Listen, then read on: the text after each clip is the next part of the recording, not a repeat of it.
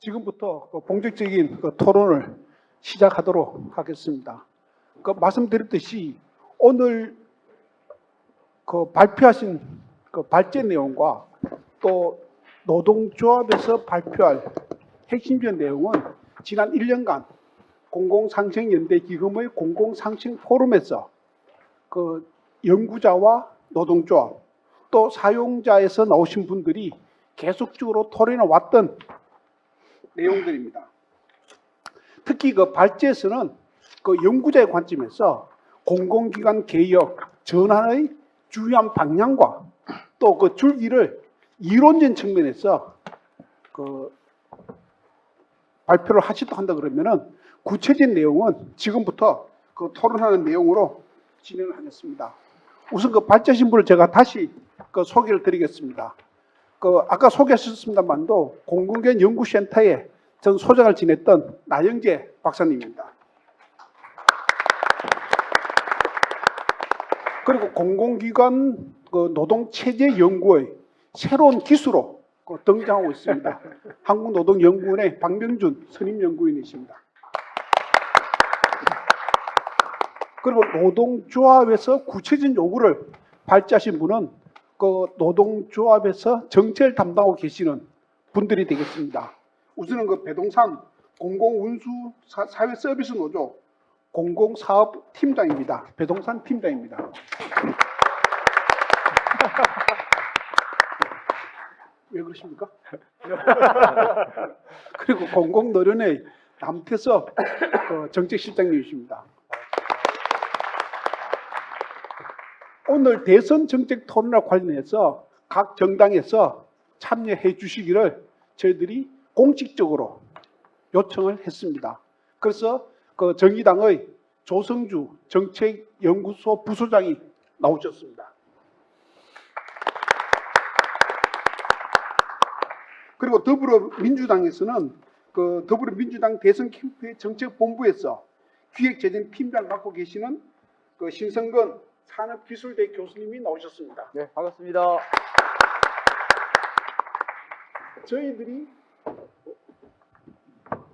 저희들이 국민의힘에도 요청을 드렸습니다. 박대수 노동위원장을 통해서 요청을 했고 또 공식적으로 공문을 보냈습니다만도 보시다시피 오늘 나오지는 못했습니다. 나오지 못한 이유는 후보는 확정됐습니다만도 아직 선대위가 구성되지 않았어. 역할을 구체적으로 담당하실 분을 찾기가 어렵다는 그러한 말씀이 있었습니다. 그래서 오늘 국민의힘에서는 나오지 못했다 하는 말씀을 제가 아쉽게도 드립니다. 그럼 지금부터 바로 토론으로 들어가도록 하고, 먼저 토론은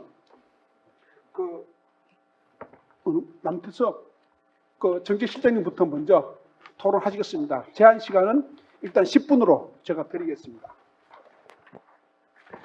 네, 반갑습니다. 공공노련 정책기획실장 남태서입니다. 공공기관의 길을 묻는 자리인데 조명이 약간 어두침침해서 제가 볼 때는 이 어둠을 뚫고 밝은 곳으로 나아가라라고 하는 이 주최 측의 깊은 뜻이 있는 거 아닌가 이제 좀 이렇게 생각을 하고요.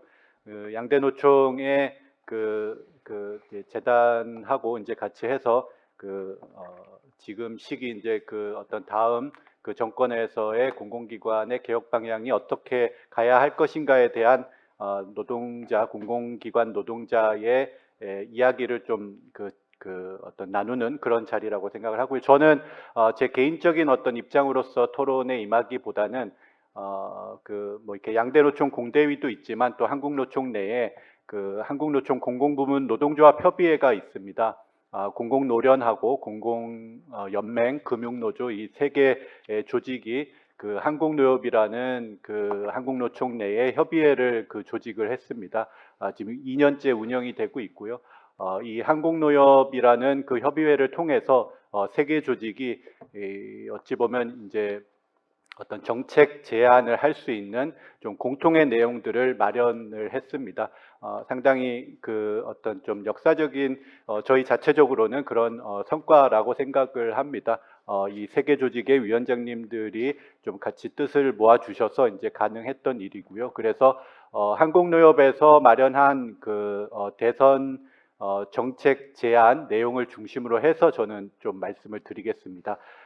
그 내용들을 이제 말씀드리기 전에 저는 지금 시기가 결국에는 지금 문재인 정부에서 다음 정부로 넘어가는 이 시점에서 공공기관 노동자들이 이번 정부에서 넘어가면서 한번 되짚어봐야 되는 것이 경제사회노동위원회에서 있었던 공공기관 위원회라고 생각을 합니다.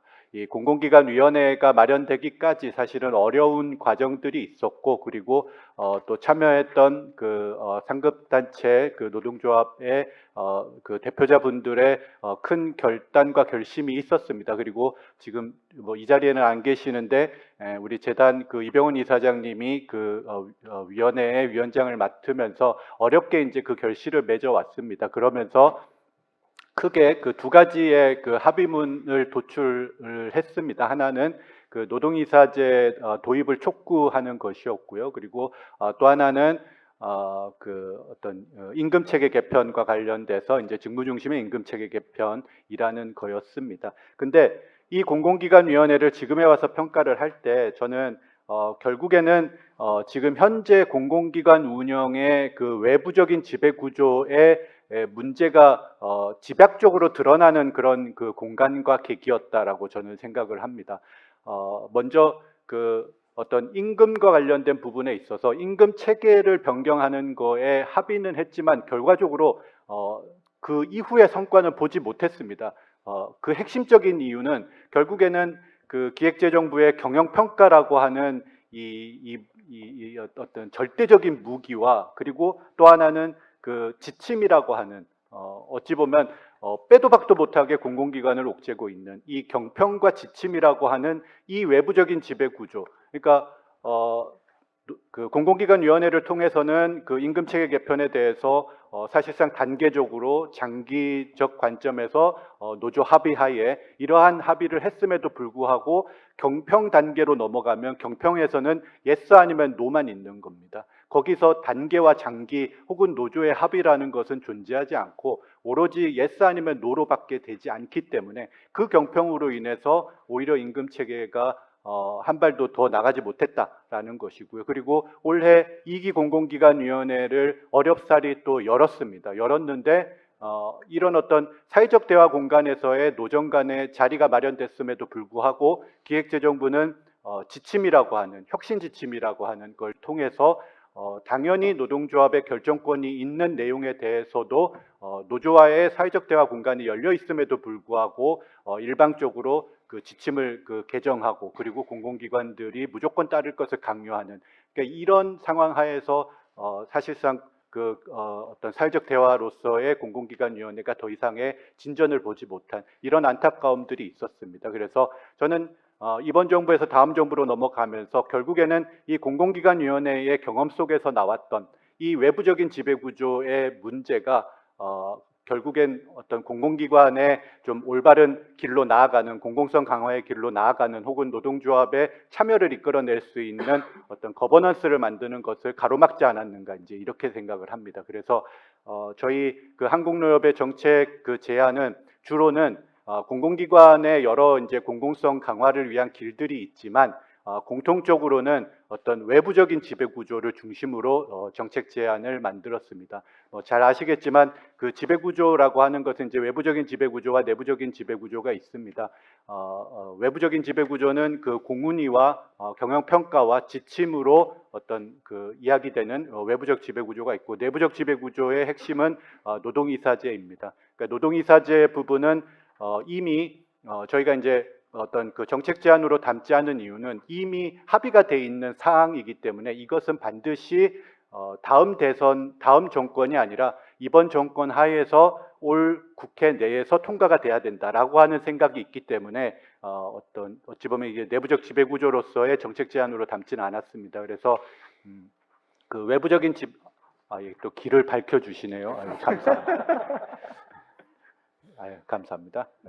그래서 이제 이 외부적인 지배 구조로서 어떤 공공기관 운영위원회는 어디로 가야 될 것인가, 어떻게 그 재편하고 어떤 기능과 역할을 하는 것이 맞겠는가, 이 측면에서 한 가지고요. 또 하나는 경영평가는 그러면 어찌 해야 될 것인가라는 것과, 또 하나는 아까 이제 그 박명준 박사님도 말씀해 주셨지만 결국에는 그 공공기관의 임금 결정 구조, 임금 결정 방식을 어떻게 혁신하고 어떻게 개편할 것인가, 이 세 가지 부분에 이제 좀 중심을 맞춰서 그 한국노협의 정책 제안을 만들었다라는 말씀을 드리겠습니다.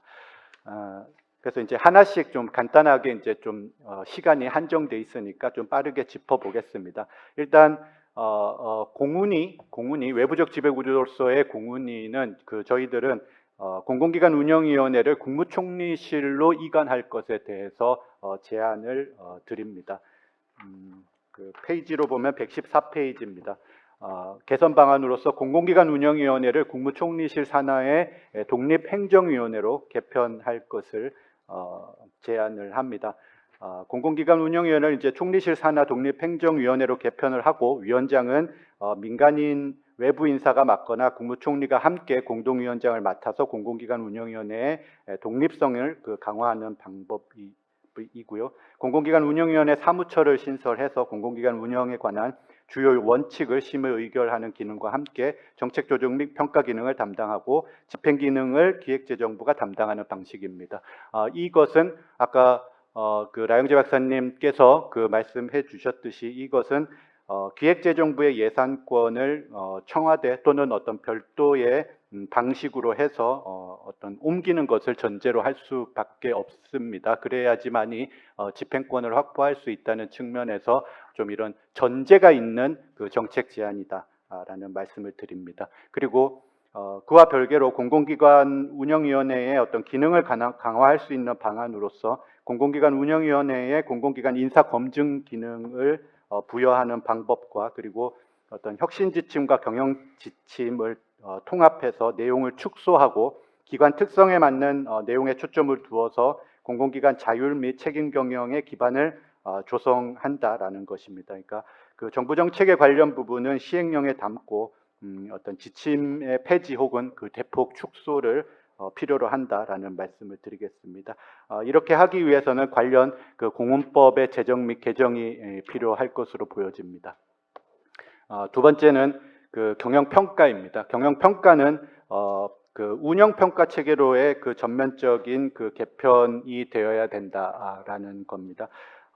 문제점으로 보고 있는 측면만 몇 가지를 좀 짚어보면요. 일단 평가 기준 부분에 있어서는 그 평가 대상 기관의 유형 분류 기준이 모호하고 평가 지표가 획일적이고 구체성이 결여된다는 것입니다. 그리고 평가 방법에 있어서는 기관 특성을 무시하는 일률적 평가가 이루어지고 있고, 실적 위주의 어떤 평가 항목 구성으로 공공기관이 공공성보다는 가시적인 성과 올리기에 매몰될 수밖에 없는 구조로 만들고 있다는 것입니다.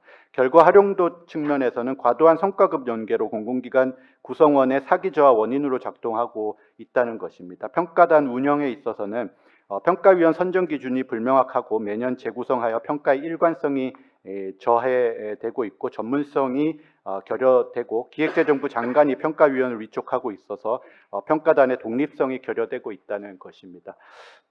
개선 방안과 관련돼서는 이제 그 116페이지에 있는데 좀 내용이 많습니다. 그래서 제가 그냥 요약해서 몇 가지만 말씀을 드리면, 일단 평가 기준과 평가 방법, 결과 활용 평가단 운영, 이 문제점으로 말씀드렸던 거에 맞춰서 개선 방안 위주로만 말씀을 드리면, 평가 기준에 있어서는 어떤 기관 특성에 맞는 유형화가 새롭게 필요하겠다라는 것입니다. 그러니까 산업별 또는 공공기관 고유 업무의 유사성 중심으로 재분류화, 유형화할 필요가 있겠다라는 것입니다. 평가 지표 체계에 있어서도 기관 운영 및 사업 중심의 평가 체계로 그 전환을 하면서 기관 평가 지표를 간소화하고 기관 평가 부담을 축소할 필요가 있다라는 말씀입니다. 평가 방법에 있어서는 공공기관의 고유 목적에 따른 운영 과정 및 결과를 평가하는 체계로 전환될 필요가 있다라고 제안을 합니다. 결과 활용도 측면에서는 성과급 연동을 축소하고 줄 세우기식의 통제 완화가 필요하다라는 것이고요. 평가단 운영과 관련돼서는 다양한 그 전공 분야의 전문가 풀 확대가 필요하고요. 그리고 무엇보다도 기획재정부와 독립된 상설적 평가 전담 기구 설치가 필요하다라는 것입니다. 독립된 상설적 평가 전담 기구는 아까 그 공공기관 운영위원회를 그 국무총리실로 이관했을 때 그 공공기관 운영위원회 내에 그 상설적인 평가 전담 기구를 두는 방법이 있을 수 있습니다. 예, 다음으로는 임금 결정 구조와 관련돼서 말씀드리겠습니다. 임금 결정 구조의 혁신의 핵심으로 저희들이 제안드리는 것은 공공기관 보수위원회를 신설하자는 것입니다. 박면준 박사님의 발제 속에서도 나왔지만 지금 현재 그 공공기관의 임금 결정 구조는 그 당사자가 없는 일방적인 그 결정과 통제의 문제점을 가지고 있고요. 그리고 공공기관 노동조합을 배제하고 노동기본권을 제한한다는 문제점, 그리고 단체협약의 수시 변경 및 자율적 노사 합의 사항의 파기로까지 이어지는 이러한 왜곡 사례들이 그 발생을 하고 있습니다. 그러니까 이러한 그 문제점들을 개선을 할 필요가 있고요. 아까도 이제 제가 초반에 말씀드렸지만 공공기관위원회의 경험을 통해서도 이번 정부에서 그 직무급에 대한 그 국정과제로까지 했지만 그 실패 원인이 어디에 있는가? 저는 결국에는 노동이 배제된 상태에서의 결과를 경영 평가를 가지고서 공공기관을 강제하려고 했던 이 절차와 이 구조 속에 문제가 있었다라고 생각을 합니다.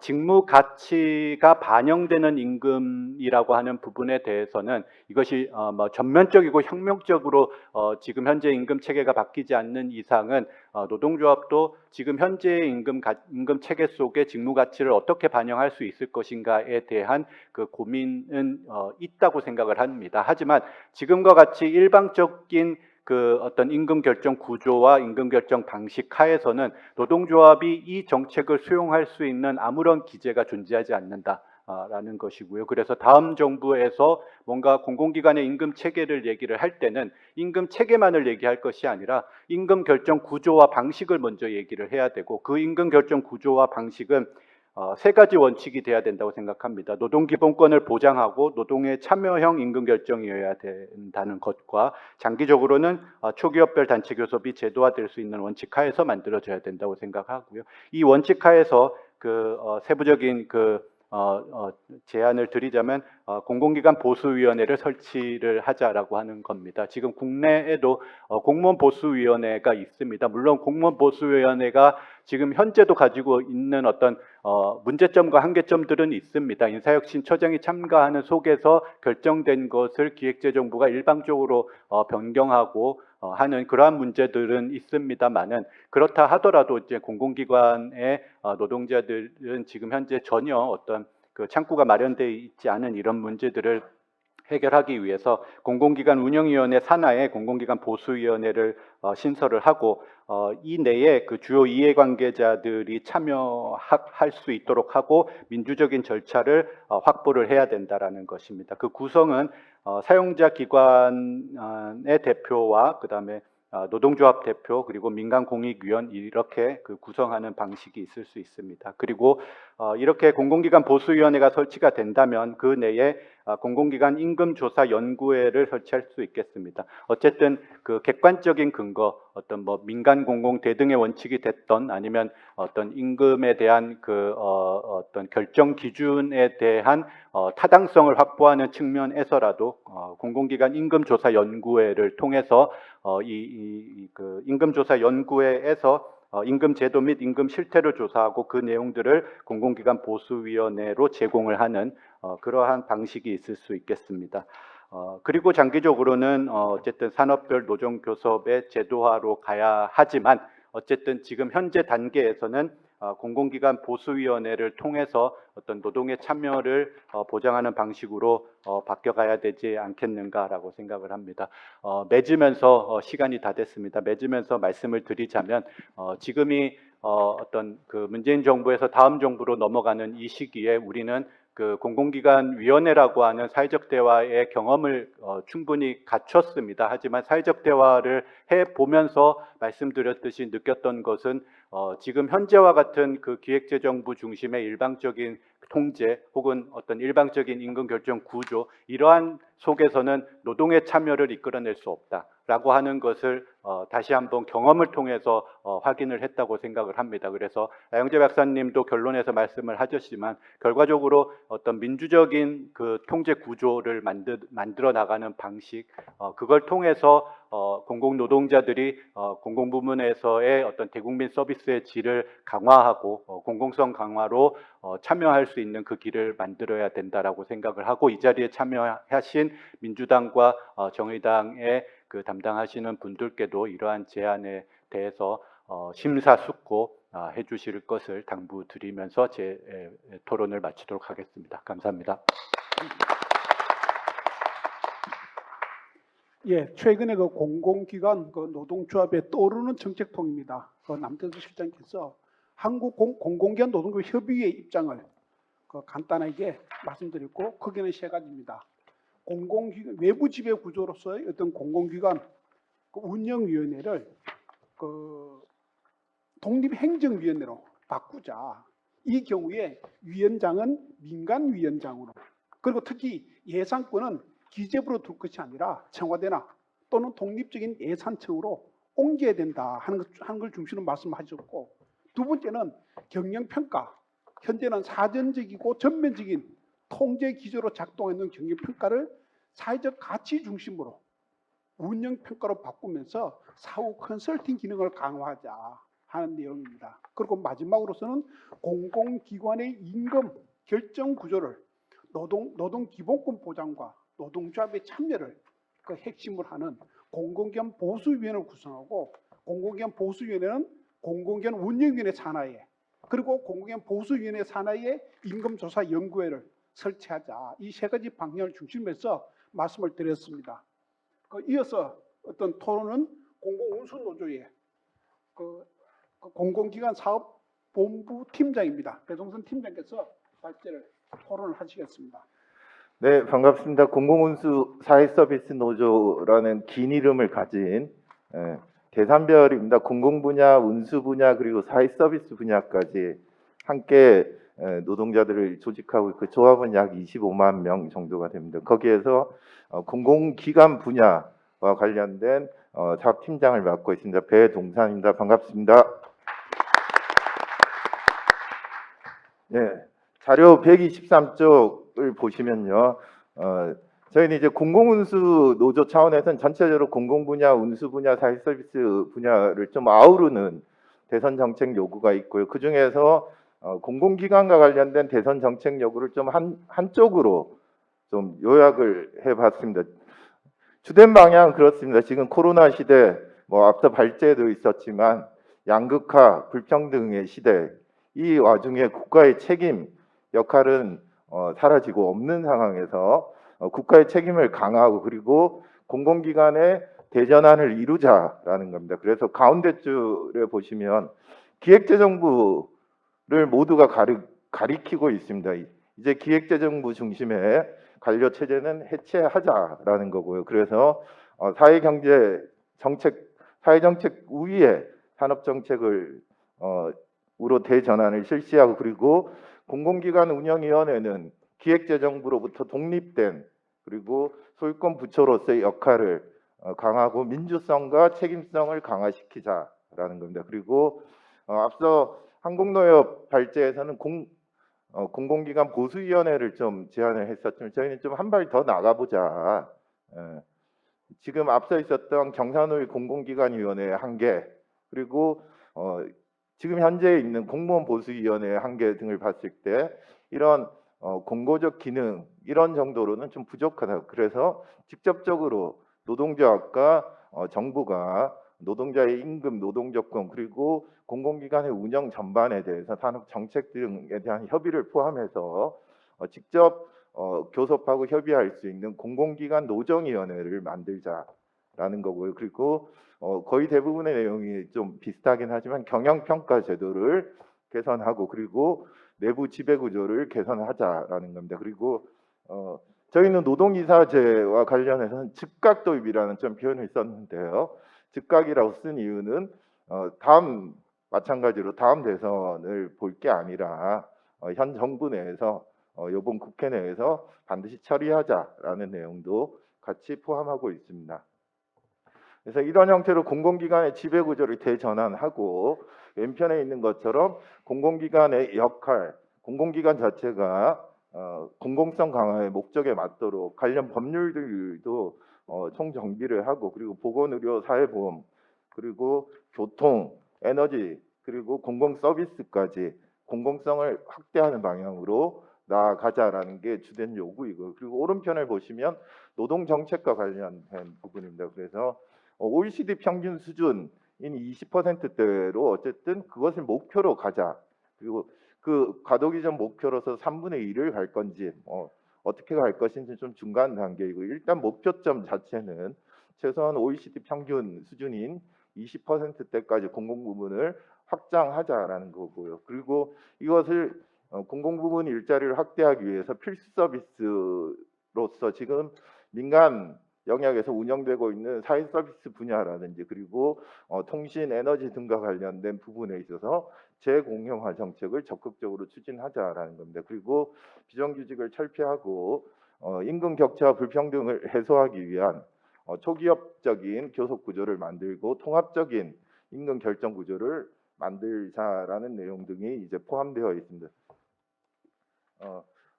전체적으로 그 토론문은 6개 분야로 좀 되어 있는데, 오늘 발제 내용과 좀 관련성이 있는 첫 번째 공공기관 대전환 주제, 그리고 공공기관 노정위원회를 중심으로 1번, 2번 주제를 중심으로 토론문을 좀 발표를 드리겠고요.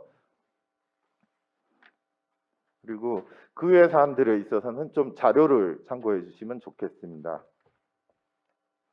공공기관 대전환이 필요하죠. 그리고 발제에서도 있었고, 공공기관이 이제 공공성과 민주성을 획기적으로 강화하는 방향으로 되어야 될 것이고, 우리 국가 운영 전략 자체에서 국가의 기한이라고 불리는 것과 같이 국가의 책임을 강화시켜 나가야 됩니다. 그래서 앞서 요약 발제에서도 있었던 것처럼 국가 재정 지출의 비중을 40% 이상으로 좀 상향하고 OECD 평균 수준까지 공공 부문의 고용 비중을 높여 나가야 될 것 같습니다. 그리고 기재부를 과도한 권력을 해체하고 전면 개혁이 필요할 것 같습니다. 기획재정부를 예산부처와 재정부처로 이원하고 현재 경제부총리 제도는 폐지되어야 할 것 같습니다. 그리고 기재부가 가지고 있는 예산에 대한 편성권을 국회와 시민들의 참여의 방식으로 변경되어야 될 것 같습니다. 그리고 사회정책 예산에 대한 주무부처까지도 부처 위의 부처로 불리는 기재부의 과도한 권한을 좀 축소시키고, 정책 수립이나 예산 편성에 있어서는 각 부처의 권한을 강화시켜 나가야 될 것 같습니다. 이러한 것들을 하기 위해서 공공기관 관리 체제의 전환과 관련해서는 공문법이 전면 개정되어야 될 것 같습니다. 2007년에 공문법이 만들어진 이후로 지금까지 법은 그대로인 상태입니다. 이제 내년이 되면 15년이 되고요. 현재 공문법은 완전히 새로 제정한다라는 마음으로 전면 개정이 필요할 것 같습니다. 그 중에서 대표적으로 여러 번 언급이 되었던 공운위에 대해서는 독립성과 민주성이 강화되어야 될 것 같습니다. 작년 20년 동안 공운위가 12번 열렸습니다. 그리고 12번의 공운위에서 심의 의결한 안건이 총 119건이었습니다. 시간은 얼마나 걸렸을까요? 880분이 걸렸습니다. 12번의 공운위 119개의 중요한 안건들을 심의하는데 880분이 걸렸습니다. 회당 보통 공운위는 1시간 남짓에 불과했습니다. 안건 119개의 안건으로 나누어 보자면 안건당 7분 정도의 심의 절차밖에 거치지 않았습니다. 이 말은 졸속 그리고 기재부의 거수기 노릇에 불과했다라는 겁니다. 그래서 이와 같은 공운위 제도는 완전히 싹 바뀌어야 될 것 같고, 그래서 기재부로부터 독립된 공운위가 그 역할과 그리고 책임과 그리고 권한을 행사할 수 있도록 공문법이 완전히 개정되어야 될 것 같습니다. 그래서 정권에 관계없이 공공기관 운영과 관련해서는 공운위라는 법상으로 이미 보장되어 있는 최고 의결 기구의 결정에 의해서 관계없이 일관되게 운영될 수 있도록 제도적으로 보장이 필요할 것 같습니다.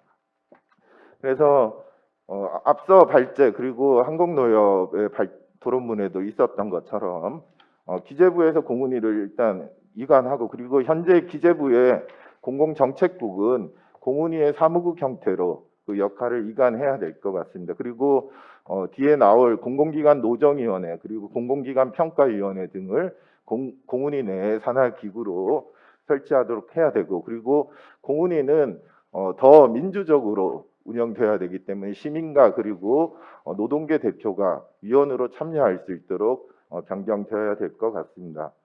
그리고 공훈위를 그러면 어디에 둘 것인가, 이 부분은 저희 공공운수 노조 내에서는 내부 토론을 좀 아직까지 좀 진행 중입니다. 그리고 이것은 정부조직법 개편과도 연계되어 있기 때문에 중요한 것은 공훈위의 책임성과 독립성을 강화시키는 것이고, 어디 밑에 드는가는 좀 어찌 보면 부수적일 수도 있을 것 같습니다. 그래서 대통령 직속으로 둘 수도 있을 것이고, 총리실 밑에 둘 수도 있을 것이고, 또는 분리된 예산부처, 재정부처 산하에 둘 수도 있겠지만, 어쨌든 중요한 것은 독립성과 민주성이다라고 볼 수 있을 것 같습니다. 그리고 앞서 지금 사례로 말씀드린 것처럼 안건 하나에 7분밖에 걸리지 않는, 평균 7분밖에 걸리지 않는 이런 졸속 심의 제도는 바뀌어야 되고, 그러기 위해서는 안건 하나를 검토할 때도 공론화, 충분한 토론이 할 수 있는 수기 절차가 확보되어야 될 것이고, 그리고 공훈위 위원들 자체가 현재 비상임 제도 방식이 아니라 상임 위원들을 설치하는 방식으로 독립성과 책임감도 보장되어야 되겠습니다. 경청제도 개편과 관련해서는 아까 한국노협 쪽의 내용과 거의 대부분이 좀 일치합니다. 그래서 패러다임 자체를 경영평가가 아니라 공공성 평가 또는 기관 운영 평가로 전면 개정하고, 평가 구조의 개선과 평가 운영의 개선 그리고 평가 지표의 개선 등을 함께 하자는 내용입니다. 중복되는 내용들이 많기 때문에 자료를 참고해 주시면 좋겠습니다.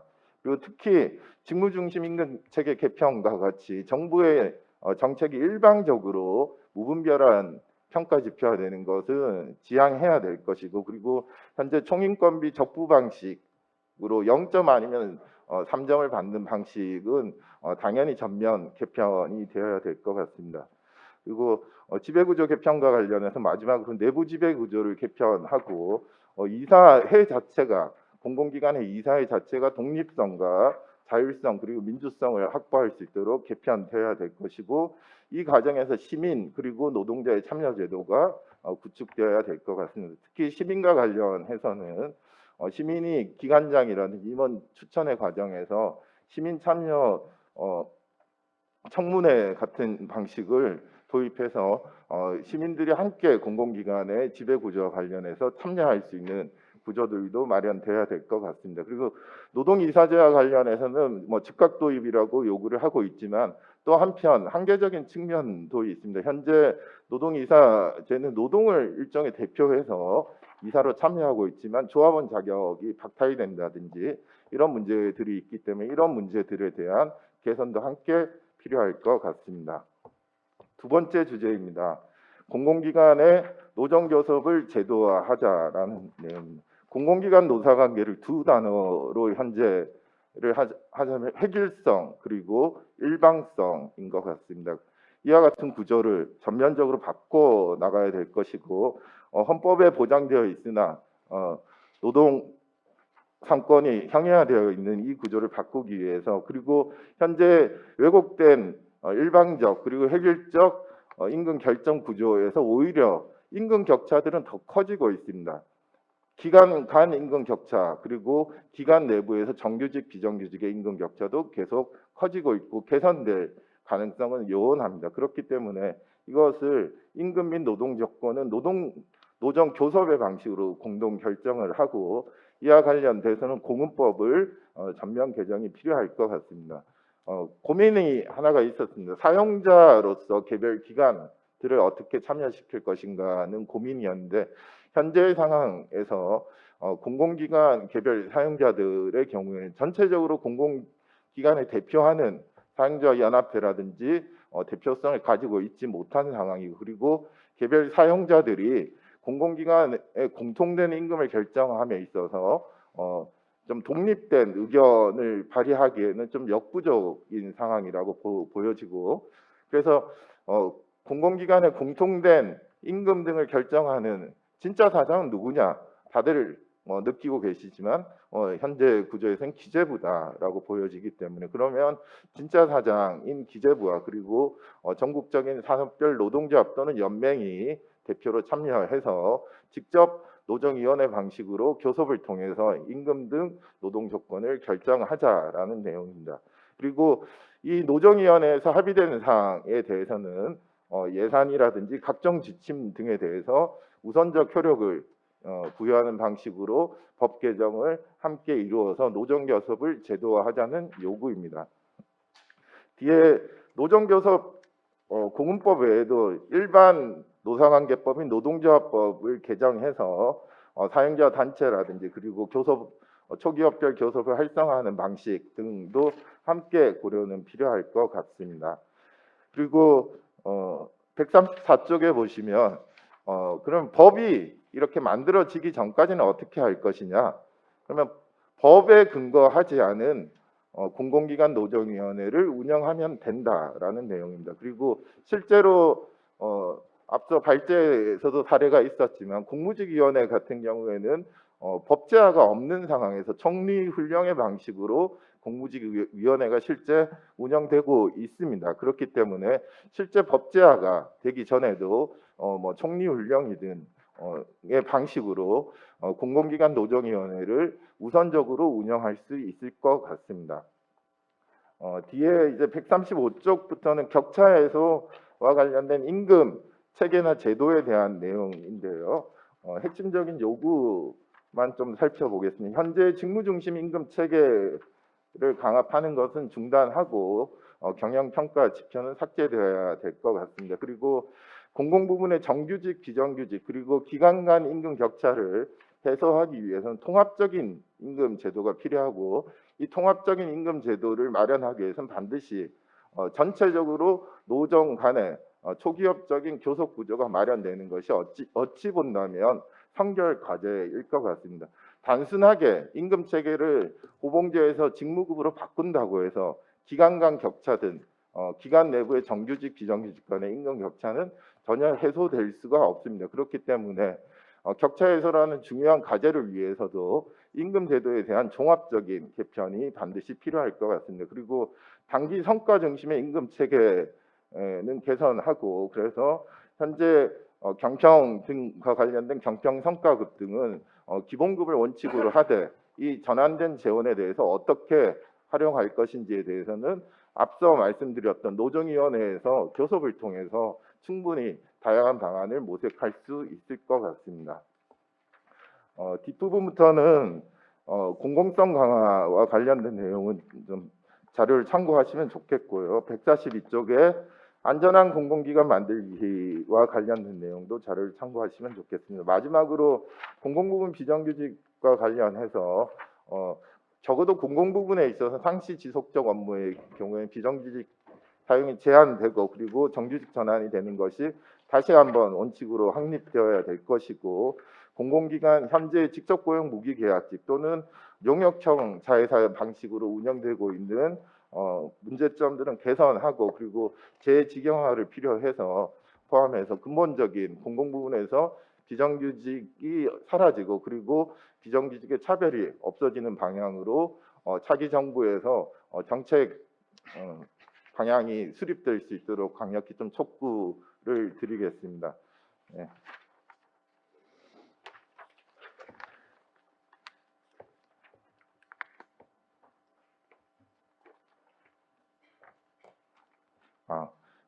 끝이라는 말씀을 안 드려서 네. 네, 이상으로 좀 토론 발제를 마치도록 하겠습니다. 예.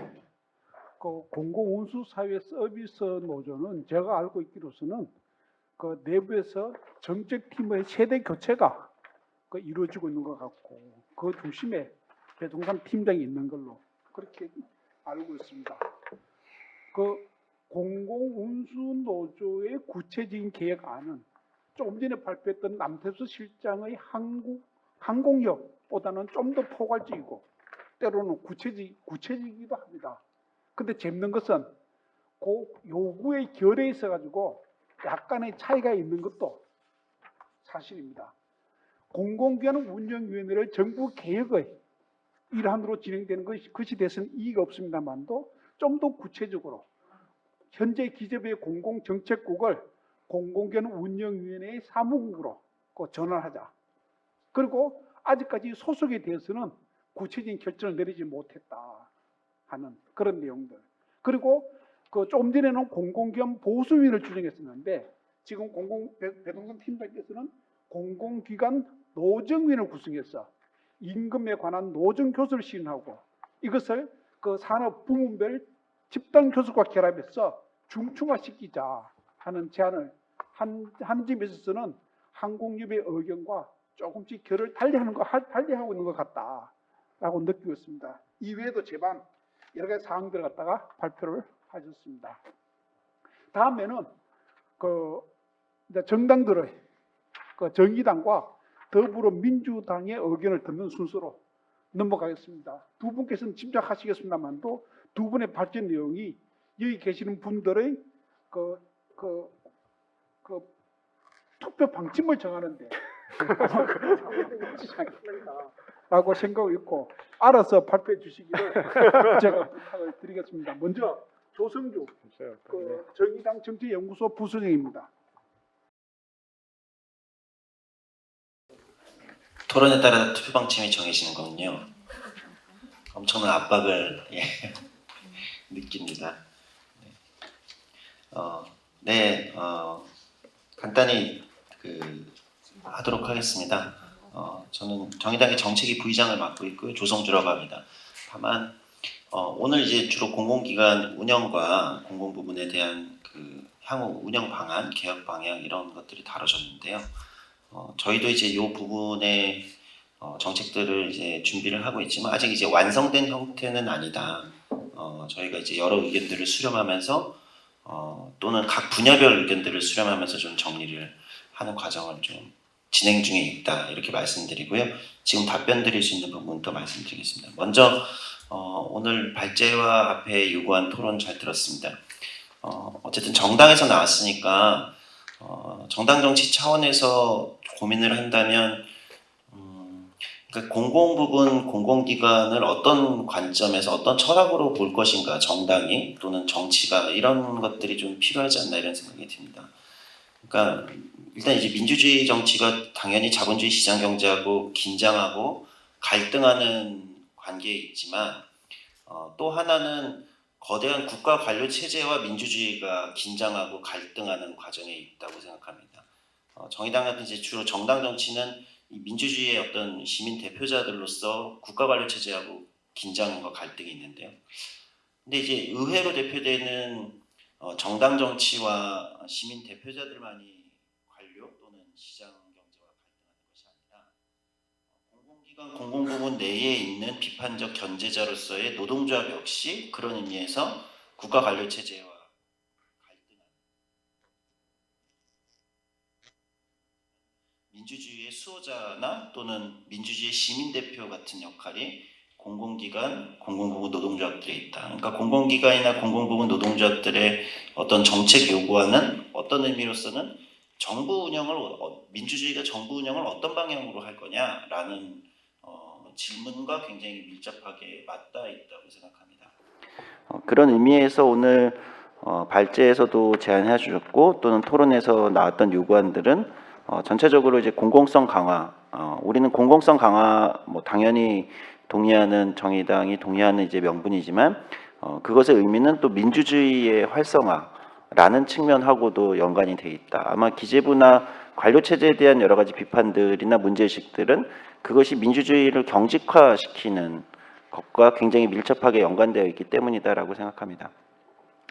좀 구체적으로 들어가서 공공성 강화라는 측면에서 코로나19 이후에 국가의 역할에 대해서 당연히 다시 고민하게 전 세계가 국가의 마치 귀환이라는 측면에서 이제 고민하게 됐고 그렇게 보면 이제 국가는 관리를 하는 관료주의의 어떤 경직성이 아니라 때로는 적극적 투자자나 혁신가의 역할까지도 해야 된다. 공공기관도 마찬가지겠죠. 재정 운영의 목표 역시 그런 측면에서 이제 균형 재정이 아니라 확장 재정 또는 과감한 재정 운영도 그런 측면에서 고민해 볼 필요가 있겠다 이런 생각을 하고 있습니다. 앞다퉈 지적해 주셨던 기획재정부 개편은 정의당 역시 이제 동의하는 바입니다. 문제의식이 똑같이 있고요. 기획재정부에 집중된 과도한 권력을 분리하거나 또는 다른 형태로 이관하는 것이 필요하다고 생각하고 이 과정에 행정부 관료 중심의 예산 편성이 아닌 앞에서도 지적해 주셨지만 이제 국회 예산 편성권과 심의권이 훨씬 더 강화되어야 된다. 예산 법률주의까지 한번 고려해 볼 필요가 있겠다 이런 생각을 하고 있습니다. 다만 저희가 또 하나 고민하고 있는 것은 기획재정부의 힘이 막강한 것은 관료만의 힘이 센 것이 아니라 저는 청와대의 문제가 있다고 생각합니다. 청와대 정부라고 하죠. 청와대가 기획재정부를 통해서 사실 일을 하기 때문에 기획재정부가 힘이 센 거라고 생각하거든요. 그렇기 때문에 기획재정부의 힘은 청와대 정부라는 현상하고 페어로 존재하는 것이기 때문에 사실은 그렇게 보면은 예산 권한을 청와대로 예를 들면 가져간다든지 뭐 기획예산처를 부활시켜서 이런 것들이 과연 바람직한 방향인가는 좀 더 심도 있는 토론이 필요할 것이고 사실 청와대 중심으로 운영되는 그러니까 이제는 내각을 중심으로 운영되고 의회의 정당 정치를 중심으로 국정 운영이 되는 의회 중심제 역할 이것이 꼭 개헌을 의미하지는 않지만 그런 형태의 전체적인 국정 어떤 그 구조의 변화까지 고민해야 실질적으로 기획재정부의 지금의 관료 중심성을 좀 탈피할 수 있는 것이 아닌가. 예산도 마찬가지라고 생각하거든요.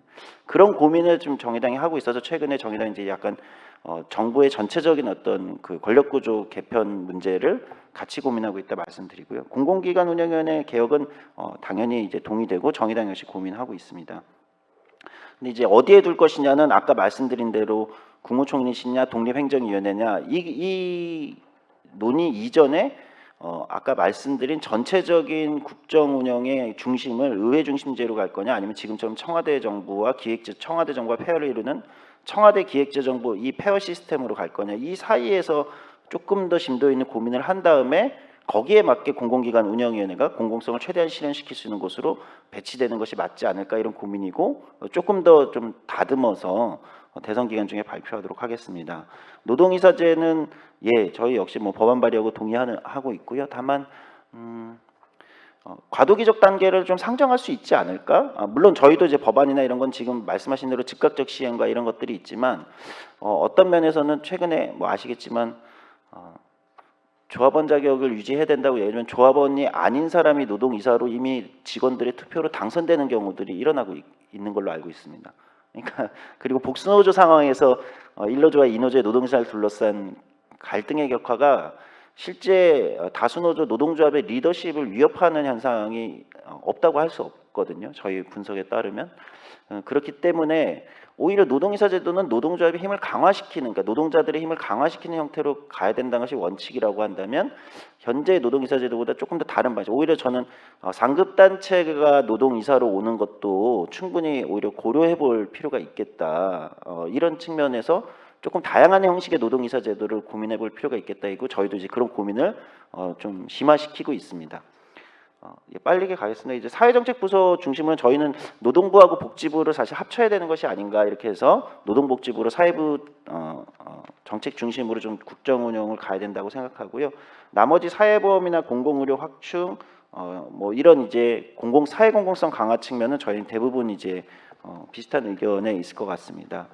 마무리를 하면 공공부문 노사관계 얘기를 안 할 수 없는데요. 사실상 해당 부처와 해당 기관들이 개별 교섭이 안 되는 상황이고 실질적인 어떤 교섭이 되지 않는 지적에 동의하고요. 중간 단계로서는 아까 이제 중층화된 교섭 구조로 가는 것은 굉장히 깊은 공감이 있고 공동교섭, 집단교섭 등의 다양한 모델들이 중층화된 교섭 구조가 있고 그 위에 이제 노정교섭의 어떤 틀을 만드는 이 과정에서는 동의를 합니다.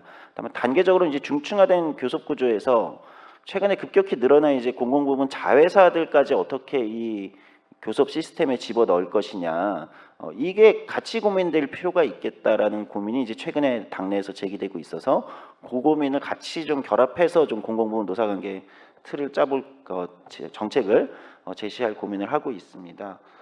예, 거의 마지막입니다. 임금 체계는 사실 이번 정부가 좋은 논의와 시기를 놓쳤다고 생각합니다. 임금 체계에서 굉장히 국민적 공감대와 합의 이런 과정을 비정규직의 정규직화 과정에서 같이 가져갈 수 있는 기회를 놓친 것이 굉장히 안타깝게 생각하고 당연히 노동이 참여하는 형태의 그리고 상향 평준화되고 평등지향적인 어떤 임금 체계, 민간과 공공도 지적대로 맞춰야 될 것 같고요.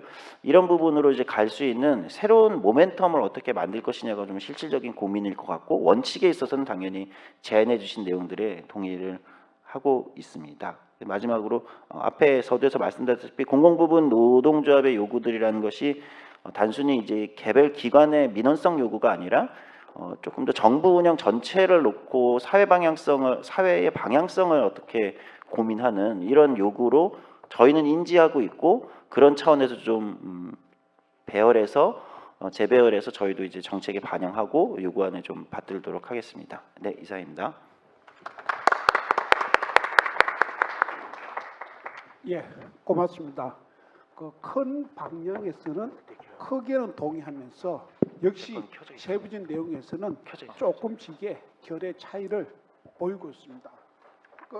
공공기관을 갖다가 민주주의적 정부 운영과 결합시켜야 된다는 데 대해서는 이의가 없습니다만도 예산권을 지금까지 기재부의 전횡이 청와대 정부와 연관이 돼 있다고 한다 그러면은 그 예산권을 청와대로 옮기는 것이 과연 바람직한가? 의회 중심, 시민이 참여하는 예산권을 강조할 필요가 있는 것이 아닌가 하는 말씀도 하셨고, 그리고 어떤 노동이사제와 관련해서는 상급단체에서 노동이사를 추천하는 부분적으로 독립식이긴 하겠습니다만도 새로운 제안도 있었습니다. 나머지 큰 방향 그리고 그 공공기관 운영위원회 좋습니다. 어떤 큰 방향에서 큰 이견은 없습니다만도 부분적인 결의 차이가 있었다 하는 말씀을 드리고, 그리고 토론의 마지막으로서는 더불어민주당에서 나오신 신성근 교수님께서 의견을 주시겠습니다. 네. 반갑습니다. 네. 안녕하십니까? 네, 신승근 우리 이제 민주당 이재명 후보 대선 캠프의 기획재정팀장입니다. 제가 이전에 나온 거는 대선 승리를 위해서 나왔죠. 네. 정책 토론도 중요하지만 저희는 반드시 대선에서 이겨야 된다고 생각하고 있고, 오늘 국민의힘 후보 측에서 안 나온 걸로 봐서는 승리 가능성이 많이 높아졌다 이렇게 생각하고 있습니다. 그래서 국민의힘 후보 쪽에서는 그 토론자가 나오면 열띤 토론을 해보려고 했는데 지금 그 발제자분들, 그 토론자분들, 특히 민주노동당 그 토론자분들 말씀하신 것도 저희가 그렇게 크게 큰 틀에서 보면 큰 차이가 난다고 생각하지 않습니다. 예. 그 이제 오늘 그 토론회에서 토론에 나오는 것도 이제 저희도 내부에서 좀 얘기를 해봤어요. 근데 이제 우리가 아직 공약을 정하지 않았기 때문에 과연 어떻게 해야 되나 생각을 했는데 일단 제가 이제 나오기로 결심한 건 좀 우리가 잘못하고 있는 건 좀 혼나고, 그리고 그 여러분들이 제안한 걸 받아들여서 그 바탕 위에 정책을 만들어가겠다는 생각으로 나왔습니다. 우리 이제 이재명 후보의 그 제일 큰 공약이 이제 전환적 공정 성장이죠. 그러니까 오늘 발제한 전환적 공공 정책하고 맥이 같다고 생각합니다. 그래서 공공성을 가장 중요하게 생각하죠. 이재명 후보도 많은 자리에서 우리 사회의 가장 중요한 화두가 공공성 강화라고 말씀하고 있습니다. 그래서 국민 친화적인 공공 서비스 정책을 추진할 필요가 있다라는 거고요. 그리고 이제 공공기관은 무엇보다 우리 SOC, 의료, 국민 안전 등의 공공 서비스를 이제 추진하고 있는 기관이고, 우리 국민 경제에서 굉장히 중요한 역할을 하고 있다고 생각하고 있습니다.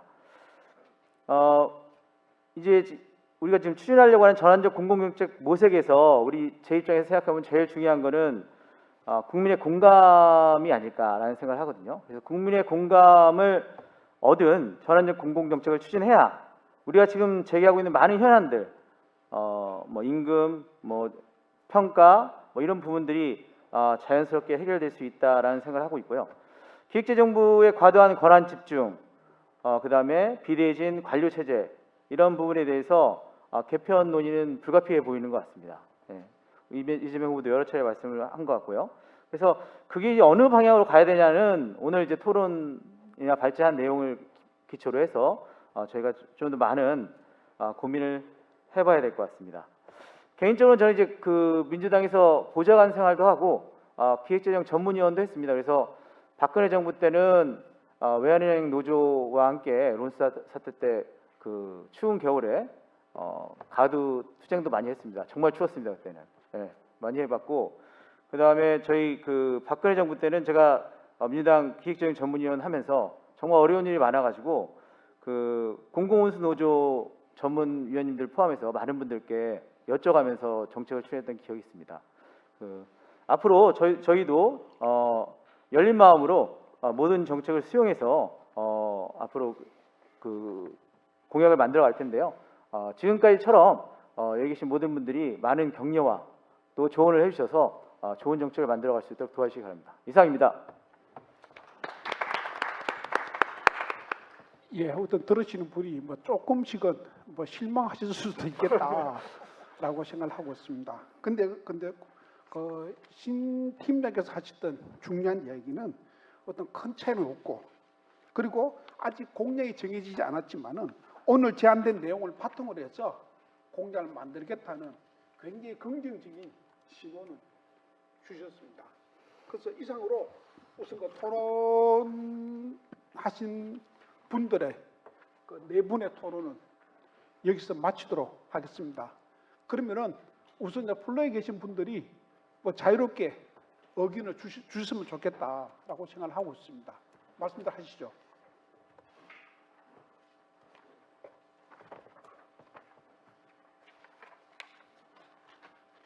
뭐 질문이나 의견들 주시죠.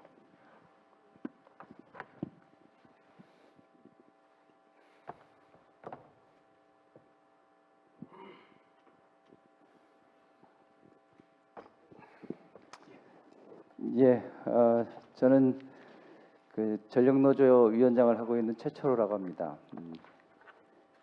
지난번 우리 항공노협 토론회에서도 좀 말씀을 드렸었는데요. 오늘 그 전반적인 그 토론의 주제인 기재부에 대한 역할에 대한 변경, 이거에 대해서 다들 뭐 기본적으로는 공감하시는 것 같아서 그 방향이 꼭 이번 기회에 이루어졌으면 하는 바람입니다. 방금 말씀하신 문제 제기를 현장에서는 더 2배 이상, 3배 이상 절감하고 있다는 말씀을 좀 드리고요.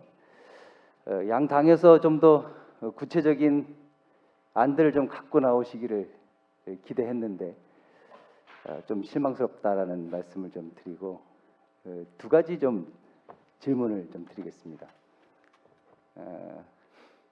지금 토론의 주제가 전환의 시대의 공공기관에 길을 묻는 건데, 기본 전환이 지금은 이제 팬데믹 이후에 어떤 사회 시스템에 대한 전환을 전제로 하지만, 우리 사회의 그 전환에 대한 그것은 여러 곳에서 지금 나타나고 있습니다. 이 산업적 측면에서의 전환도 있고, 그리고 느끼셨겠지만 세대에 대한 전환도 지금 진행이 되고 있습니다.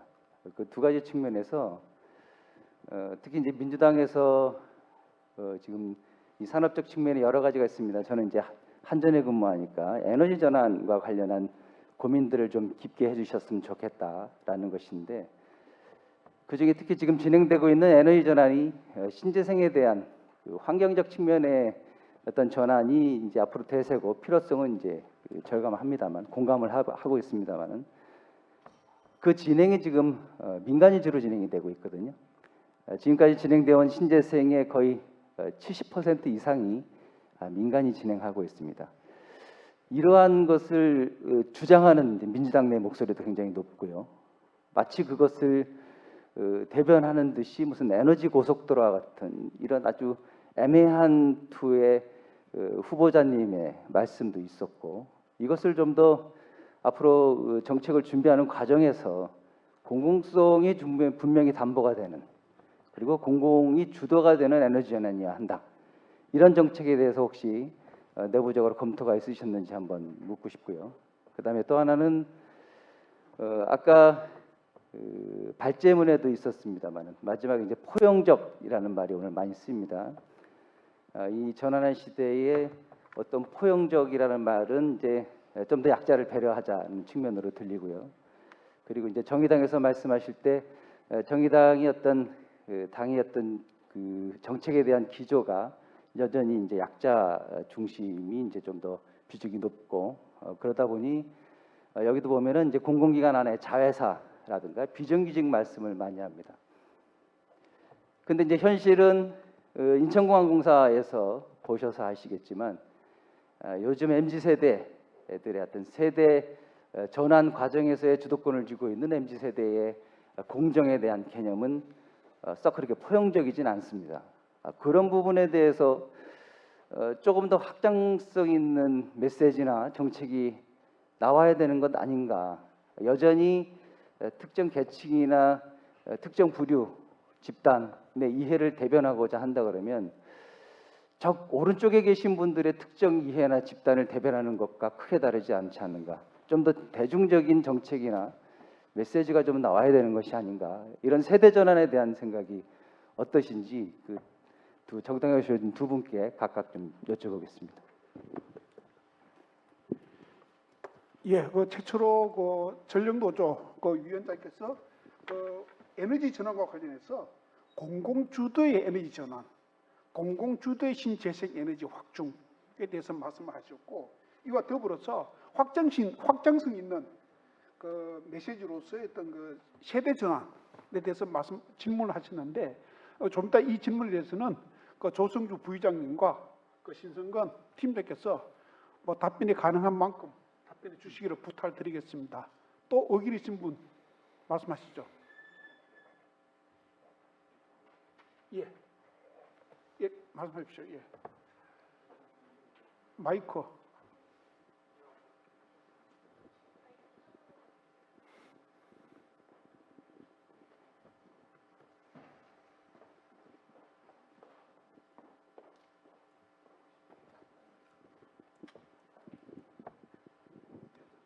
반갑습니다. 한국조폐공사 노동조합 사무국장 이희광이라고 합니다.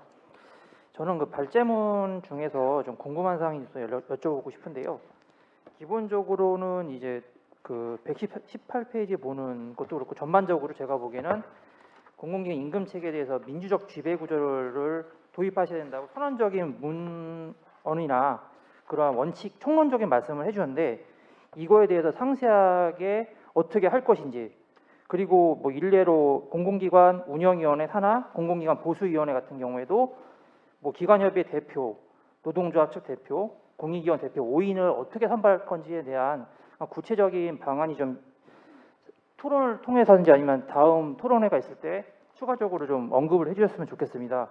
왜냐하면은 제가 보기에 제 경험, 뭐 짧은 경험이지만 그 한국노총이나 민주노총 대의원 대회 할 경우에도 대표성을 띠기 위해 그 대의원 대회가 엄청 길어지거든요. 이 민주적 절차를 도입한다는 원칙은 다 동의하고 찬동을 하지만 그런 방법론에 대해서는 고민이 있고 실제 운영이 상당히 힘든 상태입니다.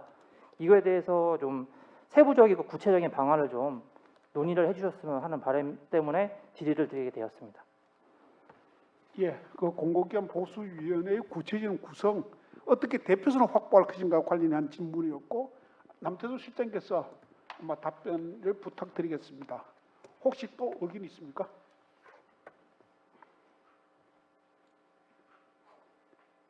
예.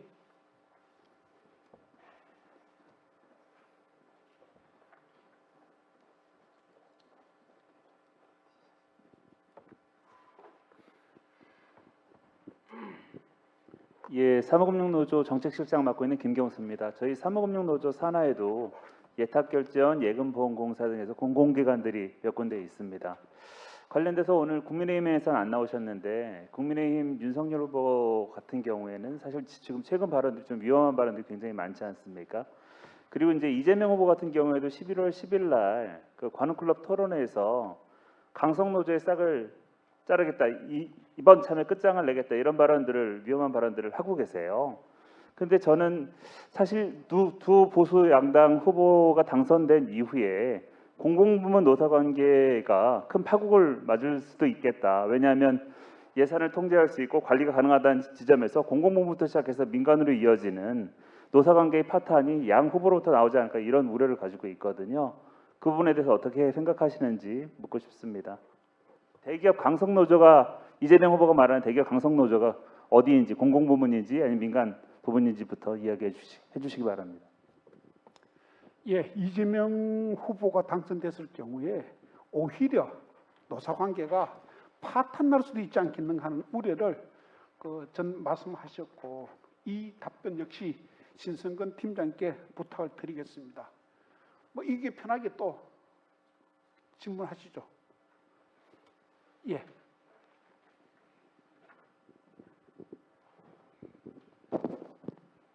예, 안녕하십니까. 저는 금융노조 한국자산관리공사 위원장 김승태라고 합니다. 아까 이제 이재명 캠프 신 팀장님께서 전환적 공정성장에 대해서 이제 캠프의 주된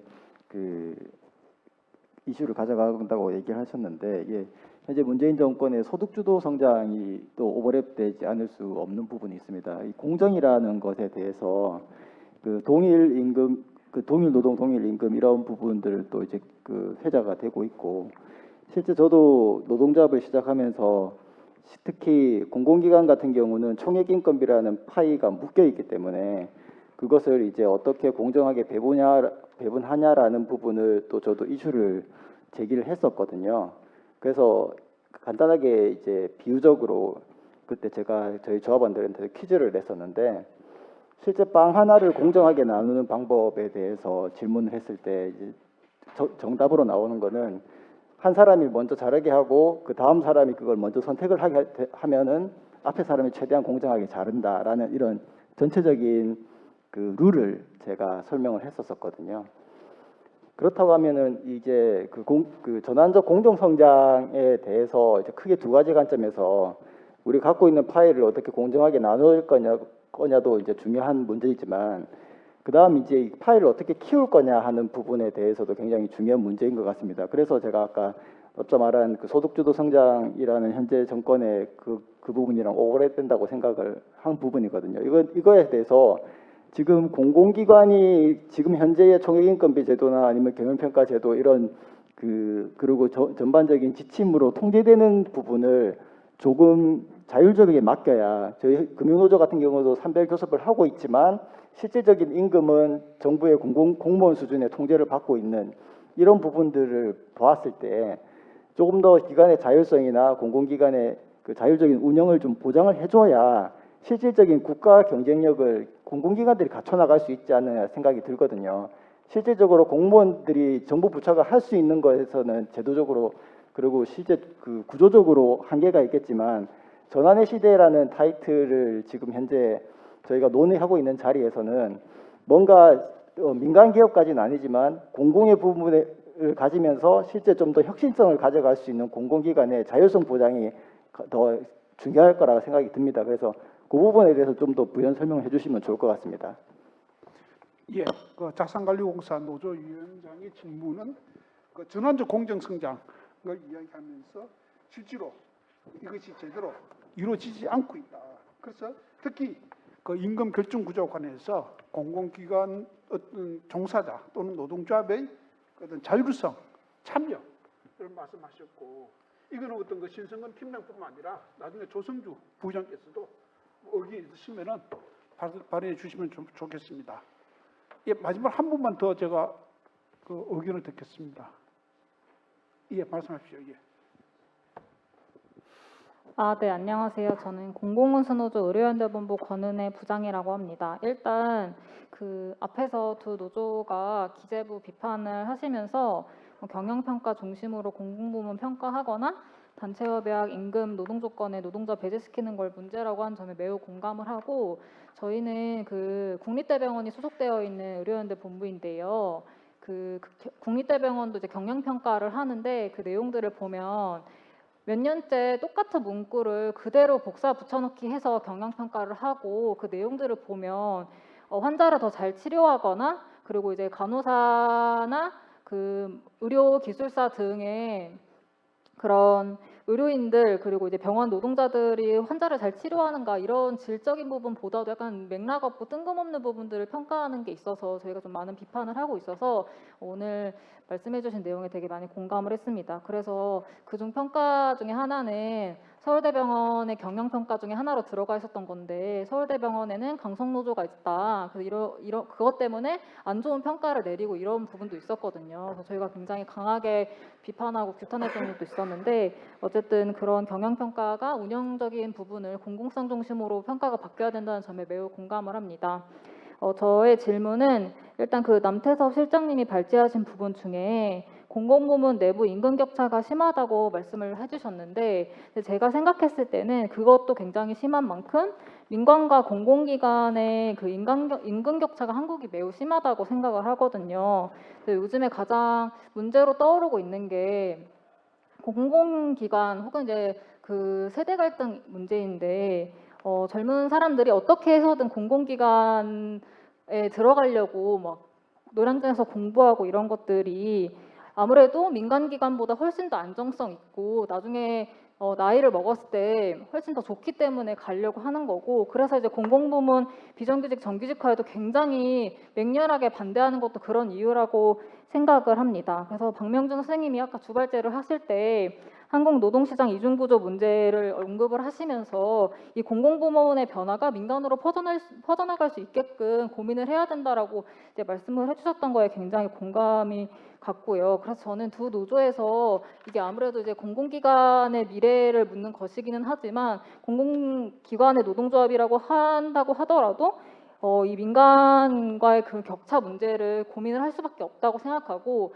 한국 사회 전체의 문제를 생각한다면 그래서 그런 부분에 대해서는 어떻게 생각하시는지 어떤 대안이 있다고 생각하시는지 궁금하고 그리고 아까 발제를 해주셨던 박명준 선생님께서는 좀 구체적으로 이 이중 격차에 대해서 어떻게 대안을 낼 수 있다고 생각하시는지 질문 드리고 싶습니다. 예, 그 정말로 쉽지 않은 그 질문을 하셨습니다. 민간과 공공기관 사이의 임금 격차 문제는 그럼 어떻게 할 것인가 하는 부분이고 어떤 이 문제에 대해서는 그 남태수 지정하셨던 남태수 실장님과 박명준 박사께서 하겠습니다. 뭐 이 정도 질의를 하면 되겠죠. 예, 그러면은 우선은 마무리 발언 겸 네 분 토론에서 그 질의의 답변 겸 마무리 발언을 하시고 이어서 발제하신 두 분의 의견을 듣도록 하겠습니다. 아무래도 가장 많은 질문은 아마 신성근 팀장님께 저 먼저 할까요? 예, 네네. 발언하시죠. 네, 그 질문 감사하고요. 여기 현장에 와서 이렇게 질문하시는 분들 질문이 굉장히 소중하다는 거 잘 알고 있습니다. 저도 토론에 많이 나가는데 교수니까 그 질문하시면 다 답변 드리고 사회자의 제지를 받아가면서까지 답변을 드리는데 제가 이제 혼자 제 의견을 드릴 자리가 아니라 당의 입장을 말씀드리는 자리니까 굉장히 조심스러운 게 있고요. 아까 말씀드렸듯이 뭐 실망스러울 부분도 있겠지만 저희 이제 아직 공약이 만들어지지 않은 상태에서 여러분 의견을 많이 들으러 왔다 이 말씀을 좀 생각해 주셨으면 좋겠고요. 첫 번째 질문하신 분이 그 에너지 정책, 공공중심 에너지 정책 말씀하셨는데 이분도 제가 에너지 정책에 대해서 오늘 얘기하러 온 게 아니기 때문에 지금 이 자리에서 좀 말씀드리기 좀 어려울 것 같습니다. 두 번째는 대기업 강성노조 발언 이런 부분 말씀하셨고요. 세 번째는 공공기관의 자율 운영 이 말씀해 주셨고 하셨는데 말씀드린 것처럼 여러분들이 지적하신 거는 제가 저희 캠프에 전달해서 저희가 뭐 좀 수정해야 될 부분은 수정할 수 있도록 하고 또 제안한 부분은 공약이 될 수 있도록 최선을 다하겠다는 말씀으로 좀 가름하겠습니다. 이상입니다. 예, 정치권에 오랫동안 몸을 담으셨고 또 지금도 정치권에 계시다 보니까 답변도 굉장히 정치적으로 하신 것 같습니다. 개인적인 의견이라도 당의 공약이 정해지지 않았다는 사실은 인정한다 손 치더라도 개인적인 의견은 말씀할 수 있지 않았는가 하는 아쉬움도 느끼고 있습니다. 그래서 주최 측에서 이렇게 오늘 나온 질의나 아니면 더 추가적인 질의 서면을 주시면 저희 각 담당자들한테 이 에너지 담당자가 있거든요. 예. 저희 캠프에. 그래서 제가 답변을 못하는 거예요. 제 의견을 개인적으로 할 수 있는 정책을 제가 말씀을 드릴 텐데 그건 그 답변을 다시 드리도록 하겠습니다. 예. 실제로 오늘 토론의 결과는 오늘 참석하지 않았던 국민의힘에 대해서도 국민의힘에도 전달을 할 것이고 또 방금 심 팀장님 말씀하셨듯이 그 추가적인 질문을 그 저희들이 그 보내드리도록 하겠습니다. 조성주 부의장 말씀하시죠. 네, 답변 드리겠습니다. 먼저 전력노조위원장님께서 말씀하신 신재생에너지가 민간 자본 중심으로 저희도 비슷한 문제의식을 갖고 있습니다. 지금 기후 자본이라는 저희는 이런 표현을 쓰고 있거든요. 정의당이 12월 19일날 이제 당대회를 여는데 그때 강령을 수정합니다. 제1강령을 기후위기 대응으로 저희가 강령 수정을 하는데요. 근데 이제 저희의 지금 최근의 문제의식은 이제 기후 자본의 사실은 새로운 뭐랄까 시장 어떤 논리로 이제 지나치게 거기에 정부가 오히려 일종의 고속도로 같은 걸 깔아주는 듯한 이런 형태로 가는 것에 단호히 반대한다는 입장이 있습니다. 말씀하신 대로 신재생에너지는 공공을 중심으로 확대되는 것이 맞다. 그리고 그래야만 제대로 된 탈탄소 과정으로 갈 수 있다. 이렇게 저희는 입장을 가지고 있다는 말씀을 드리고요. 공정에 관련돼서 말씀하셨는데 MZ세대에 아마도 지적하신 거는 그러니까 자회사, 비정규직 또는 사회적 약자 쪽에 포커싱을 하다 보면 이 공정이나 이런 것에 민감한 이제 다른 특히 MZ세대로 대표되는 이런 쪽에 포용을 하기가 어려운 거 아니냐 이런 문제의식을 제출해 주셨는데 당연히 정당으로서 고민이 있습니다. 다만 저는 지금 MZ세대가 그 표출하고 있는 것이 공정이냐 저는 공정은 아니라고 생각합니다. 그러니까 그걸 언론들이 공정이라고 쓰면 저는 그건 성공과 패배에 대한 감각을 얘기하고 있다. 그러니까 신자유주의 굉장히 경쟁 논리가 거센 과정에서 이제 등장한 세대이기 때문에 저는 그보다 조금 많지만 그러니까 성공만으로 불충분하다고 얘기하고 있다는 겁니다. 고어비달이라는 미국의 작가 표현을 빌리자면 성공만으로 불충분하다. 남들이 패배해야만 되는 나의 노력이 보상받을 수 있는 거죠. 그러니까 누군가 패배자로 계속 있어야만 된다라고 그것이 이 사회의 논리다라고 주장하고 있는 거라고 생각하거든요. 그래서 우리가 그것을 공정성에 대한 담론으로 쉽게 받아들이는 것은 굉장히 위험하다. 저는 그래서 물론 그 세대를 비난하는 것이 아닙니다. 그러니까 우리 사회가 그런 식으로 사회가 그렇게 돌아갔기 때문에 당연히 그렇게 생각하는 거라고 생각하는 거거든요.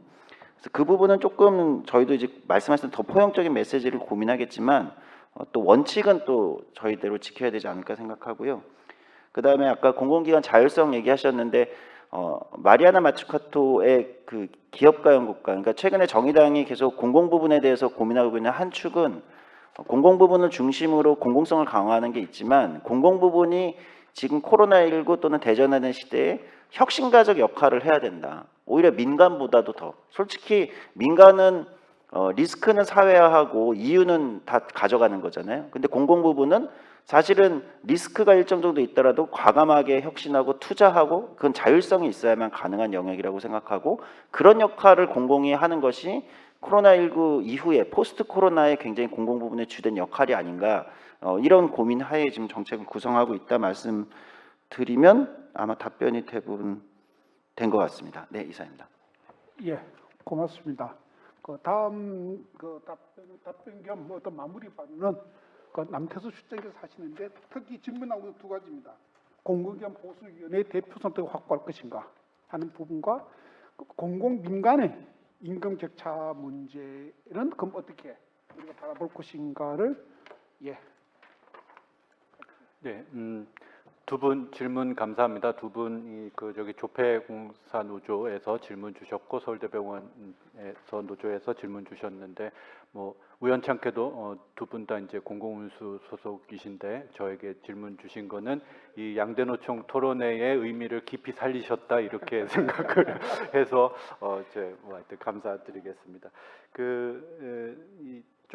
저는 이제 제일 중요한 문제라고 생각을 합니다. 공공기관 보수위원회를 이제 그 제안을 했는데요. 그 배경에는 이제 좀 해외 사례들에 대한 분석이 있었습니다. 전체적으로 볼 때 이제 우리가 시사점을 얻을 수 있는 게 크게 한 3개 유형 정도로 분류가 될 수 있는 걸로 전문가들도 이제 분석을 하고 있습니다. 하나는 중앙 집중적인 단체 교섭이 있고 또 하나는 이제 그 분권적인 단체 교섭이 있고 또 하나는 이제 제3의 기구 형태가 있습니다. 그 제3의 기구 형태가 영국의 이제 뭐 페이리브 바디나 아니면 이제 일본의 인사원 정도 이렇게 이제 세 가지 유형으로 돼 있는데 지금 현재 당장에 우리가 공공기관의 노동자들이 임금 결정 방식에 참여를 하는데 당장에 우리가 단체 교섭을 할 수 있느냐라고 하는 거는 저는 좀 현실과 단계 이런 것들을 좀 고려해야 되지 않을까라는 생각이 들고요. 그런 측면에서 일단은 그 공무원 보수위원회에 대한 국내적인 사례도 있기 때문에 공공기관 보수위원회라고 하는 것이 가장 현실적인 대안이 될 수 있지 않을까 생각을 합니다. 물론 공무원 보수위원회도 장점과 평가가 될 수 있는 어떤 그런 것도 있지만 또 한편으로 단점은 이제 기획재정부의 벽을 넘지 못하는 그러니까 공무원 보수위원회는 인사혁신처와 공무원 노조와 공익이 3분의 1씩 들어와 있지만 결국에는 여기서 결정된 것이 기획재정부의 그냥 펜 하나로 해서 삭감돼 버리는 뭐 이런 어떤 그 과정들을 거쳤거든요. 저는 좀 다를 수 있다고 생각합니다. 공무원 보수위원회는 그 사실은 이제 어떤 단체 행동권을 보장받지 못하지만 공공기관 보수위원회는 어쨌든 우리가 노사관계 속에서 어느 정도의 완성적인 단체 행동권이 보장된 상태에서 공공기관 보수위원회라고 하는 어떤 노정협의의 과정을 가져갈 수 있다라고 한다면 공무원 보수위원회가 가질 수 있는 한계점들도 극복할 수 있는 하나의 좀 방법일 수 있겠다. 좀 이런 생각이 들고요. 그 구성과 관련돼서는 공공기관 사용자들이 어떻게 할 거냐. 그러니까 사실은 이걸 이제 그 사용자로 할 거냐, 그 기재부가 나와야 될 것이냐, 이제 이런 그 좀 논의들이 검토가 좀 더 이제 깊이 돼야 될 부분들은 있겠지만 장기적으로 어떤 그 공공기관의 사용자 단체라고 하는 걸 통해서 어떤 이 산별 교섭의 방향으로 가려면 결국에는 지금부터라도 뭔가 공공기관의 사용자 단체라고 하는 것은 필요하지 않느냐 이런 생각이 들고요. 그 사용자 단체를 통해서 어떤 사용자성을 가지고 이제 나올 수 있다고 생각을 하고 공공기관 그러면 노동조합은 어떻게 이 인원수들을 구성을 할 수 있을 것이냐. 뭐 저는 이거는 판만 깔린다면 민주당에서 다음 정부에서 공공기관 보수위원회가 만들어만 진다면 우리 어떤 관련된 양대 노총의 공공기관 노동조합들이 충분히 내부적인 질서를 새롭게 만들어갈 수 있을 것이다. 저는 좀 그렇게 생각을 하고 있습니다. 그리고 민간과의 격차 부분이라든지 아니면 어떤 이중 구조 이 문제는 결국에는 저는 이거를 해결하는 방법도 임금 결정 구조와 방식을 개편함으로써 노동조합이 내부적인 결정 과정에 참여를 해야지만이 그에 대한 어떤 내부적인 어떤 연대적 성격의 임금이라든지 뭐 이런 부분들도 내부에서 자체적으로 해결할 수 있다라고 생각을 합니다. 지금과 같이 배제돼 있는 상태에서 일방적인 결정 방식을 가지고서는 절대로 이 문제가 해결되지 못할 것이다라고 생각을 하고요. 민간과의 격차 문제도 제 제안 속에서 이제 공공기관 보수위원회가 있고 그 밑에 내용을 좀 생산해 줄 수 있는 조사연구위원회를 두자라고 하는 것도 어떤 그러한 역할들을 수행하는 방법으로서 제안을 드렸다 이렇게 생각합니다. 네, 감사합니다. 예, 어떤 공공기관의 어떤 임금 결정에서 기본 원칙은 당연히 동일 가치 노동의 동일 임금의 원칙이 적용되어야 되고 또 한 가지는 민간 공공 대등의 원칙이 적용되어야 되는 것이 아닌가라고 보고 있습니다. 이런 것을 논의하기 위해서 공공기관 보수위원회 또 그 산하에 조사연구회를 구성하자 하는 그런 말씀인 것 같습니다. 양 노총 사이에 아까도 말씀드렸습니다만도 조금씩 공공기관 운영위원회와 또 임금 결정 구조와 관련해서 양내 노총 공공기관 노조 사이에 조금씩의 이견이 있는 것은 아마 틀림없는 것 같습니다. 제가 하는 말은 아닙니다만도 양내 노총 공대의 차원에서 이 법에 대한 어떤 조율 또는 조정이 이루어질 필요가 있는 것이 아닌가 하는 것이 제 의견입니다. 어떤 백원 팀장님. 공무원 보수위원회가 현재와 같은 기재부의 일방적인 지침에 의한 결정 방식에 비해서는 진일보한 측면이 있다라는 것에 긍정성은 뭐 저희도 당연히 인정하고 그래서 뭐 몇 년 전까지는 양대노총 공대위 차원에서 이것을 일종의 대안으로 제시하고 요구했던 바도 있었는데요. 이제 정권이 바뀌고 적어도 이제 민주적이고 참여적인 공공기관의 대전환에 걸맞는 노정관계를 구축한다라고 한다면 이 공무원 보수위원회와 어찌 보면 유사한 형태로 설계될 수밖에 없는 공공기관 보수위원회는 지금 이제 토론문에서 목표하고 있는 지향이 있죠. 이것이 이후에 노정 간의 교섭 기구를 이제 발전할 수 있는 계기점으로 발전하기보다는 이 상태에서 고착화될 위험이 오히려 더 크지 않을까 싶고요. 그래서 저희는 보수위원회 방식보다는 좀 더 직접적인 교섭의 방식의 구조인 노정위원회 방식을 제안드리고 그리고 이것은 당연히 법제화가 필요합니다. 법제화가 필요하지만 그 이전에 오히려 가도적기적인 단계를 설정한다면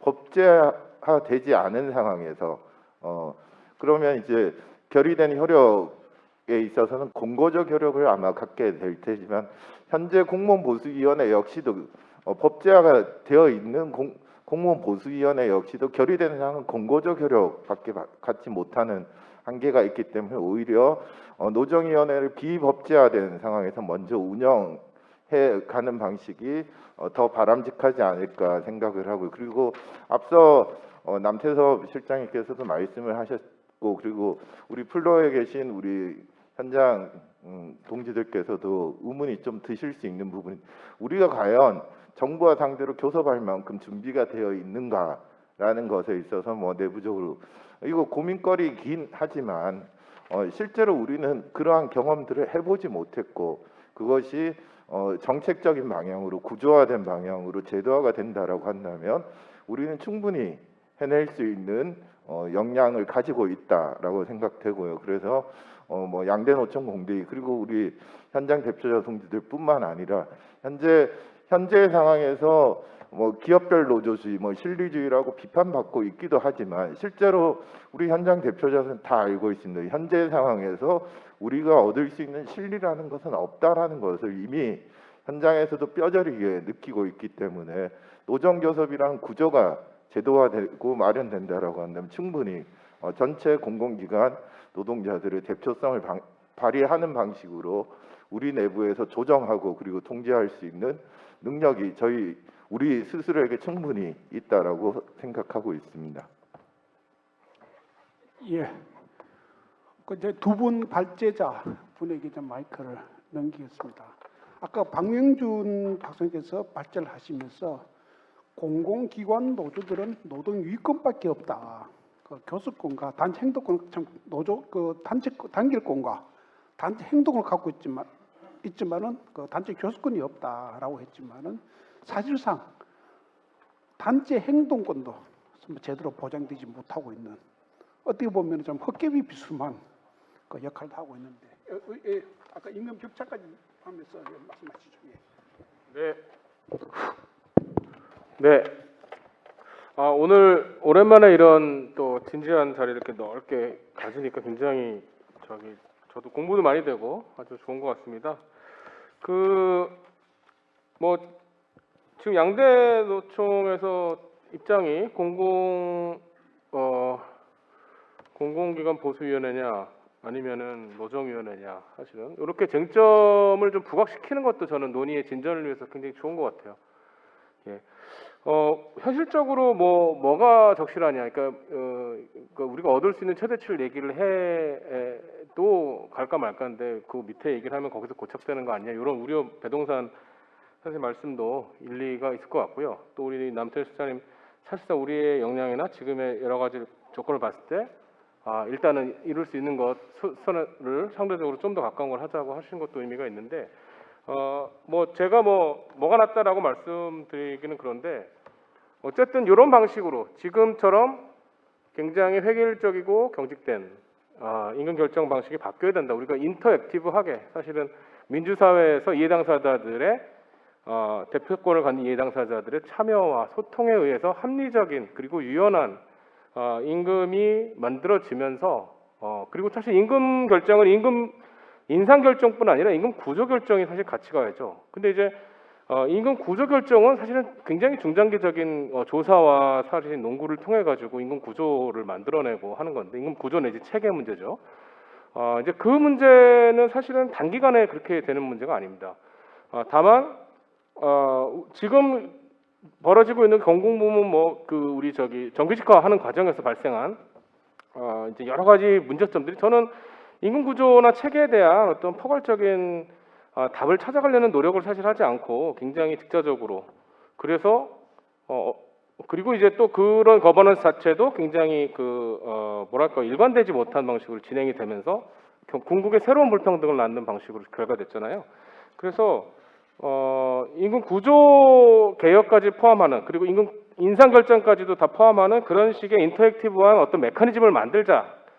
정부 당국과 우리나라의 이런 공공기관 노동조합이 저는 뭐 이런 차원의 합의를 해 나가면서 접근을 하는 게 이제 필요하다고 보고요.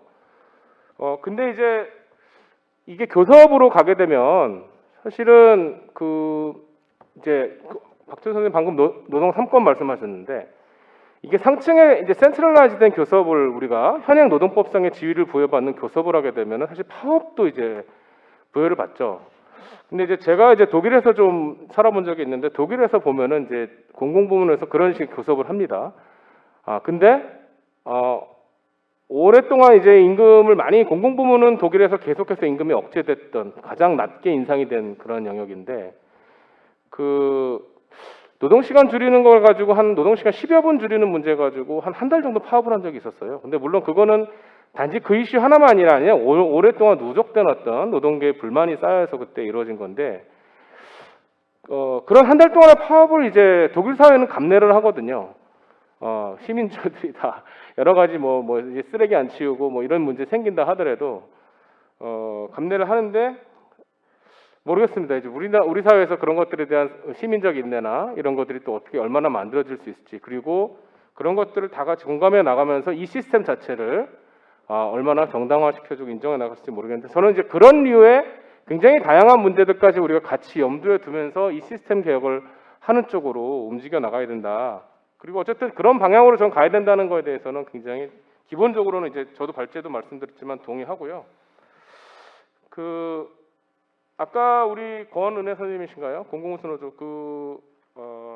그리고 우리 전력노조 위원장님께서도 MZ세대 이슈를 이제 말씀하셨습니다. 공공과 민간의 문제, 격차 문제, 또 포용성의 한계 문제 이런 얘기 하셨는데 사실은 저도 참 굉장히 고민스러운 부분이에요. 저도 이 이슈가 굉장히 중요하다라고 해서 부각은 했지만 답이 뭐다라고는 지금 정확하게 말씀 못 드리는데 다만 이제 저는 제 발제문에서는 언뜻 광주형 일자리 같은 걸 언급을 했었어요. 제가 개인적으로는 광주형 일자리에 좀 관여를 해서 그렇긴 한데 이거는 뭐냐면 일자리의 어떤 새로운 모델, 새로운 기준, 새로운 우리가 양질의 일자리라고 할 수 있는 기준을 만들면서 민간과 공공이 그런 쪽으로 수렴해가는 방식으로 뭔가를 짜 나가야 된다는 것이죠.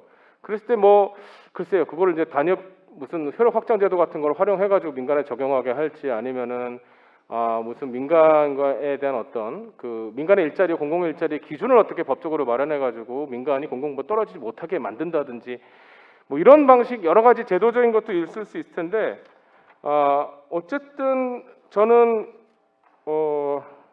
글쎄요 이게 지금 문재인 정부에서 시도했던 요 정책이 자꾸 욕먹고 실패하는 이유는 좀 즉자적이고 현재 기업 속에서 만들어진 그거를 계속 온전해 나가는 방식으로 이렇게 갔기 때문에 그런 것이 아닌가. 그래서 보다 포괄적으로 새로운 어떤 직무의 원리와 새로운 보상의 원리 같은 것들을 그러려면은 또 방금 제가 말씀드린 대로 임금 결정 방식이나 이런 임금 구조 문제에 있어서 이렇게 유연하게 이거를 터놓고 얘기할 수 있는 어떤 그런 틀이 마련되겠죠. 그래서 그런 걸 거쳐서 만들어진 어떤 새로운 원리 하에서 민과 관이 수렴해지는 쪽에 원리를 만들어서 가는 쪽으로 저는 가야 된다. 그렇게 됐을 때 이 민간의 늪에 빠지지 않기 위해서 다들 노량진에 줄 서는 청년들이 없어지는 쪽으로 우리 사회가 가지 않을까. 그리고 공공 쪽에서 결국은 그런 지향, 우리만 어떤 공공 쪽에 어쨌든 양질의 일자리만 계속 유지하겠다라는 거는 저는 분명히 한계가 있는 것이다 이렇게 생각합니다.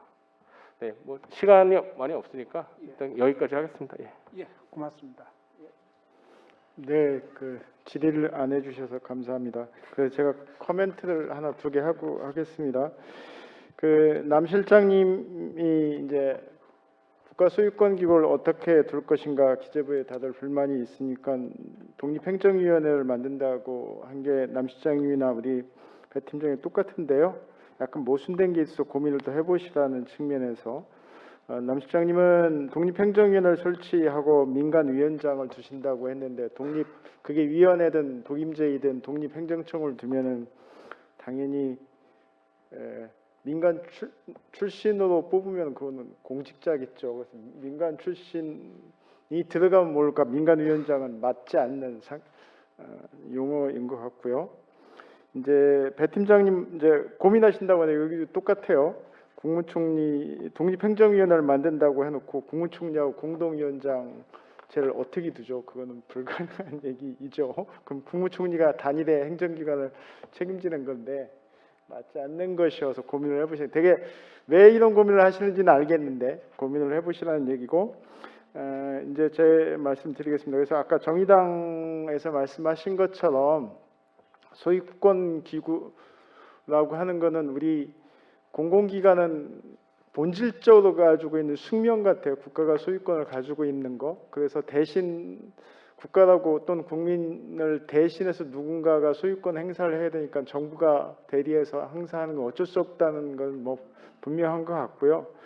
그런 측면에서 지금 소유권 기구가 전횡을 하고 있다 이렇게 보시는 거니까 그 소유권 기구는 관료제 기구니까 정부 개혁과 아까 제가 계속 말씀드린 그런 것과 같이 갈 수밖에 없는 숙명이라고 하는 거를 말씀드리겠고요. 두 번째는 그거와 연동돼서 어느 나라든 공공기관은 그런 숙명하에서 지금 다들 노동계가 얘기하는 공공성이라고 하는 거 다 동의하죠. 그렇기 때문에 아까 소유권 행사와 관련돼서 공공기관과 정부와는 자율성과 통제의 이후 왔다 갔다 하는 것들이 있습니다. 그래서 우리도 이제 좀 더 자율성을 갖자 이런 거. 그 자율성은 지금 노동조합이 얘기하는 임금 결정이나 교섭이나 이런 자율성도 있고 사업이라든가 경영이라든가 이런 자율성까지 지금 많습니다. 그래서 그런 것들 포괄적으로 좀 생각해 보셔야 되지 않을까 하는 생각이고요. 그게 어디까지 가야 되고 또 그랬을 때 두 가지 제가 질문을 던지겠습니다. 노동조합이나 우리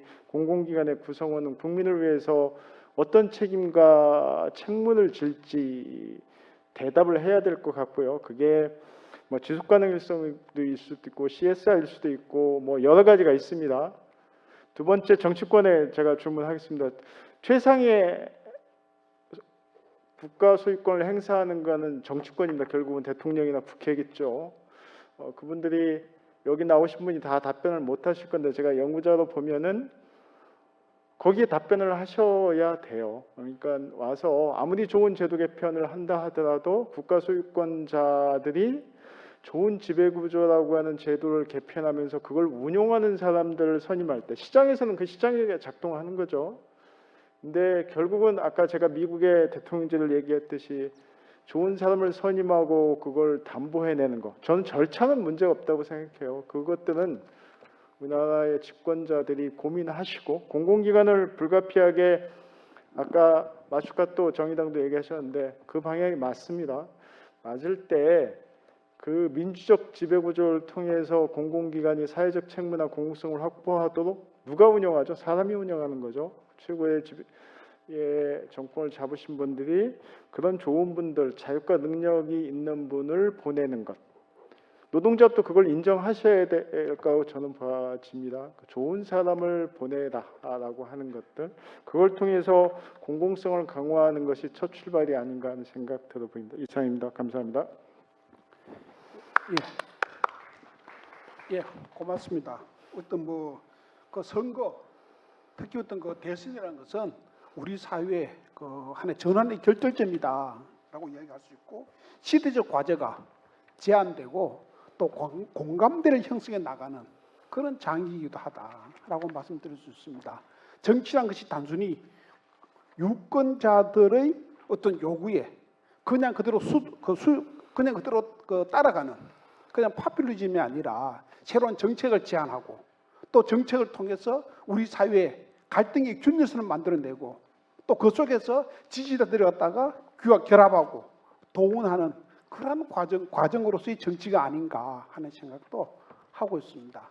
그래서 오늘 우리들이 어떤 제안했던 이 내용들도 마찬가지로 한편에서 우리 사회의 갈등을 또 만들어내는 과정이자 또 사회적인 공감대를 형성해 나가는 과정이다라고 라고 볼 수 있지 않겠는가 하는 생각을 가지고 있습니다. 토론회는 뭐 여기서 오늘 끝을 내겠습니다만도 토론회를 끝내는 것이 우리들의 역할이 노동조합의 역할이 끝난다는 사실을 의미하는 것은 아니다 하는 것은 두말 나위도 없습니다. 어떤 노동조합으로서는 그 노동조합 요구를 앞으로도 계속 사회적으로 제안하고 또 정당에 전달하고 질의하고 토론해 나가는 과정은 계속될 것이다. 그리고 조합원들과 이러한 사실들을 공유하면서 필요하면은 조합원들을 동원하는 과정까지도 포함해서 정치권과 계속적인 소통이 이루어지지 않겠는가 하는 생각을 가지고 있습니다. 어쨌거나 오늘 이 토론이 대선을 앞두고 정치권과 소통하는 굉장히 중요한 출발점이 되었다고 생각하고 또 되기를 바라면서 오늘 토론을 마치겠습니다. 발제해 주신 분, 토론해 주신 분, 그리고 특히 지금 이 오랜 시간 동안 자리에 앉아서 같이 이 토론을 공유해 주신 우리 폴더에 계신 동지들께 감사를 드립니다. 고맙습니다. 마치겠습니다.